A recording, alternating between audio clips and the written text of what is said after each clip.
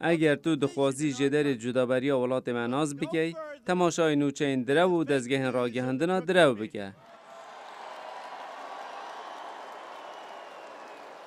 که حز دکن پیتا بامبه تدان لشینا دیاری کرنا راستیان سروک ترامپ زور جاران برسوا وان راپورتان دده اوین نبدلیوی او پیوین پیامین درو بکیمی و 208 تویتا دا هر جدم بویا سروک بکار اینایا و هر وساد هجماره که زور و هف پیوینو تیبینیان دا. چالاکوان روزنامه‌گری آزاد دبیجن استراتژی سروک ترامپ باندور هیا. او زور رجده لسر تویتان. دزگه راگهاندنی وان تویتان وردگیرن و لسر دنویسن و مازن دکن. اوه شوازه که سرکفتنه بو بکار اینانا میدیا و هر تشتکوی توره بکد او به پیام کادرو ناف دکد. دزگه راگهاندنی مازن دروش مو رکلامنی وکو سیواسیین ان بکاردینن بو براوانی کرنه جخود دجی هیرشن بسر باوری آوان. کومالا چاودیریا میدیا دبیجت ریبرین ستمکار چاول ترامپ دکن.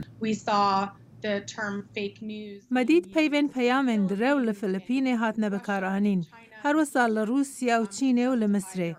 وکو بهانه بو رواهی کرنا تپسر کرنا راگهاندنه چین دبیجه ها امریکا لداویه توشیار بوی مدگوده و گمانا لسر میدیای جه نگرانیایا. کاربدستکی بلندی سایبر سکیوریتی چینه پیوین پیامین درو اینا زمان دا براوانیا چینه بکت لسر خرابی آزادیا بکار اینانا انترنته.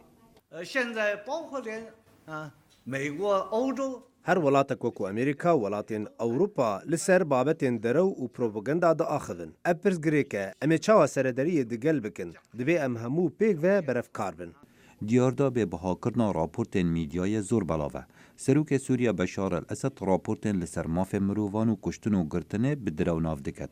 ریبرین ستمکار وکوی تایلند و کمبودیا و مالیزیا بحثی پیامین درو دکن. لی سروک سنغافورا دبیجتن دوی ام قانونه که دجی پیامین درو در بکن لی رنگ اول نبدلی ریبریا سروک ترامپت. دونالد ترامپ پیشوازی لچندین ریبرین ستمکار لکوچگا سپیکر. پیشوازی لسروک ترکیه کرو بدوست ناف کر سراره کو ترکیه بناودنگه لسر گرتنا روزنامه وانن. کمیتا پاراستنا روزنامه گریه دبیجتن هجمارا روزنامه وانین هاتی نگرتن دوی سالی دا گهشت بلندترین است.